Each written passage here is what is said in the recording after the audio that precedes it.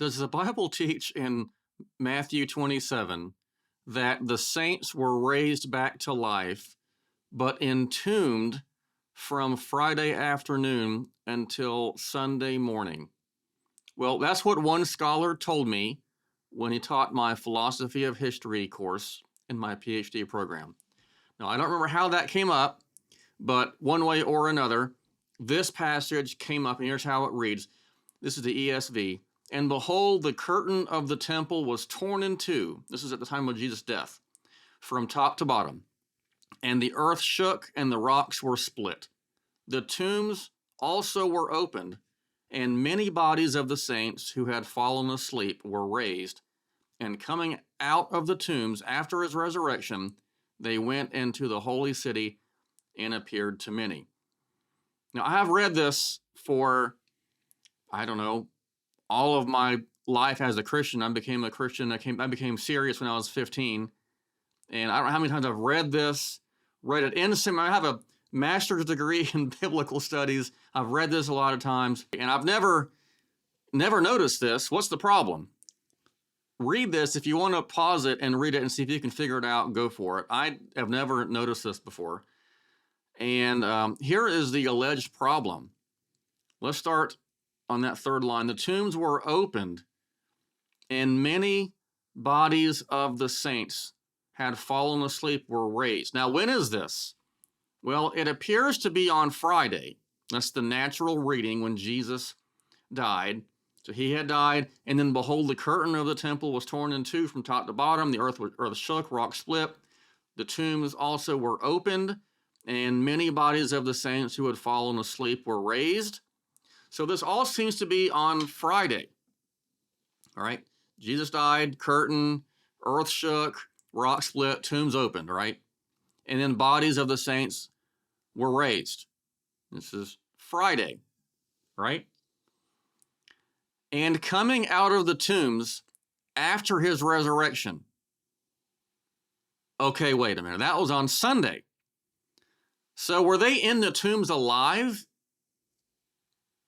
from Friday to Sunday? Let's read it again. The tombs were open. This seems to be on Friday. The tombs were open, and many bodies of the saints had fallen asleep were raised. And coming out of their tombs after his resurrection, they went into the holy city and appeared to many.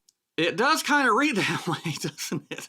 It does kind of read that all these things are going on Friday, and then all of a sudden they're entombed until Sunday. So I looked at several different English translations since then, and they all pretty much read. I can't think of a single major English translation that reads a different way than this. So I got distracted by that in the class. This wasn't the main point. He was trying to argue that this is not to be taken literally, but it was kind of Matthew's way of highlighting really or embellishing the text to make the point of the grandiose nature of all that was going on at this time. But he didn't think this was a literal event, because if you take it literally, he says, and read it this way, then you get this ridiculous reading of the saints being alive in their tombs from Friday to Sunday. So I didn't like that very much, because I've always taken this literally. And it seems that if this has been a big debate in the inerrancy discussion, right? So it seems that if we don't take this as literal, then the text doesn't seem to be saying something that really is the case factually. In other words, if it says that they were raised, but they weren't raised literally, then it seems that would just not be true, that they weren't raised. So this has been a real issue in the debate about inerrancy, and people that we have debates on this kind of topic. But so I didn't like this. I didn't like how this was argued, and so I went to the Greek New Testament and looked at it. And one of the things that we did in third semester Greek and advanced Greek syntax, was to pretty much question. We're given a passage and we question every possible way that a text can be understood or translated or to use the technical terms, classified in terms of how a word can be classified and then translated. So I came up with something that I think might solve that problem, if it is a problem. And unless there's some other way of taking it, it does seem like the natural way of reading it is that these events, including the raising of the saints, happened on Friday. And it does seem to cause this weird problem that they were raised on Friday back to life, but didn't come out of their tombs until Sunday. So that didn't sit well with me, so I got out my Greek Bible in class and checked out of class. I wasn't a good student for a few minutes, unless you want to think that just studying things that the professor said is being a good student. Maybe it is.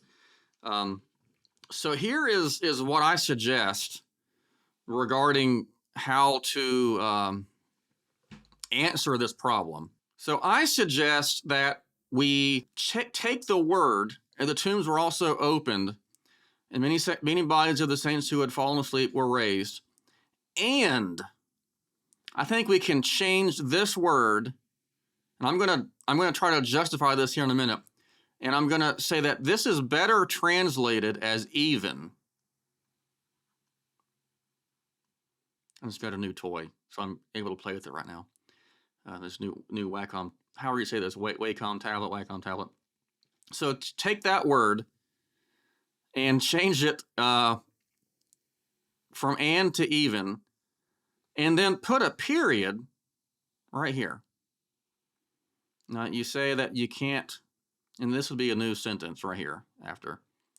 You say, Brian, can you really just start changing the text? Yeah. Because this is English. This is English translation. This is not the original Greek. And even the original Greek didn't have punctuation or even spaces between the sentences. So here's how this looks in Greek. Now this is Logos Bible software. Is how I did this. So you take this is called a reverse interlinear. And interlinear would be where you have the base text being the original, like the Greek text here. Okay, and these little, I could have another video on how to read this. Might be a good video to do that. But these numbers here tell you the actual ordering of these words in Greek. But here, the base text is English. They're just taking the English, and many translations that are really good in Logos do this, have this reverse interlinear feature. And it tells you the Greek word underlying the word. They're not in the Greek order, they're in the English order. So this word here, many bodies of the saints who fallen asleep were raised, and.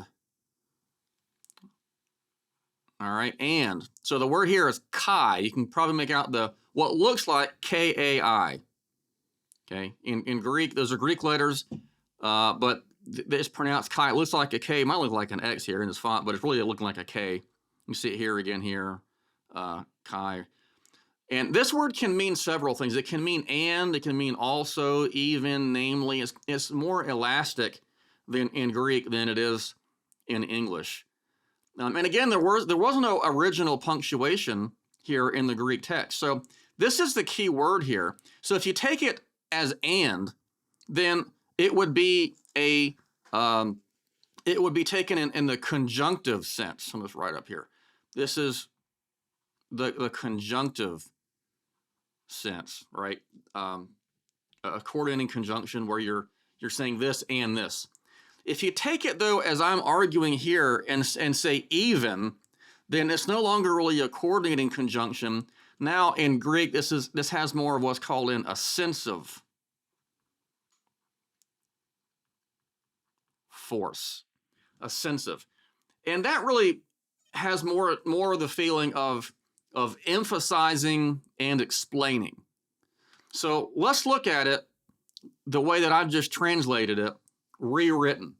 Okay, the tombs also were opened, and many bodies of the saints who had fallen asleep were raised, even coming out of the tombs. After his resurrection, they went into the holy city and appeared to many. So now I asked my Greek scholar, a professor, if this was a valid interpretation. And he said it was, as long as the word after, Greek meta, can start a sentence. And simple Logos search says that not only can the word meta start a sentence, it does it a lot, and especially in narrative sections, like in Acts, which is a narrative book. Well, we're arguing that this passage in Matthew 27 is a narrative section. It's not meant to be some kind of a literary device or anything like this professor was saying. And by the way, I like the professor a lot. He's a great guy. We get along really well. We hit it off in a great way because we have a lot of things in common. So I'm not trying to knock the professor. I just didn't like how he came across with this translation here. So he who has a PhD at New Testament, who's making the argument, said, yes, that seems to make sense and to be able to work as long as the word after can start a new sentence. When it does, it can, and it does a lot, especially in the narrative section. Now, the only real pushback I've gotten, and it was from a colleague of mine, and it wasn't so much pushback as it was maybe a possible objection, is that this might make it where the saints were the first fruits from the dead. But I don't think we have to take it that way, because there were, in theology, there's a distinction between a resuscitation and a resurrection. So a resuscitation, like we take with Elijah raising a person in the Old Testament, and Jesus even raising Lazarus, I'm tired, in the New Testament, we wouldn't take them as being resurrection, because if you're raised in a resurrection like Jesus was, theologically, we see that as being raised immortal, like Paul talks about in 1 Corinthians 15. So I don't think we have to take it that way. We don't have to take them, the saints, as being raised in an immortal sense, but more like the sense that we see with Elijah and Jesus raising Lazarus. So to recap, let's look and see. We have this strange reading because the word kai is translated as and we have, after tombs, we have the sentence just keeping on going. You don't have to translate it this way. You can translate the word as even, and you can re-punctuate the sentence. And English translators do this. Let me give you an example.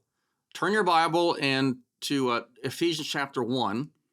And from verse 3, I believe, to verse 14, in Greek, is one long sentence. How many sentences is it in your Bible, your English Bible? So translators do that. I'm not breaking any rules, even according to his professor. So I don't know if you've seen this alleged problem before or not, but that is how I think is a good way to solve it.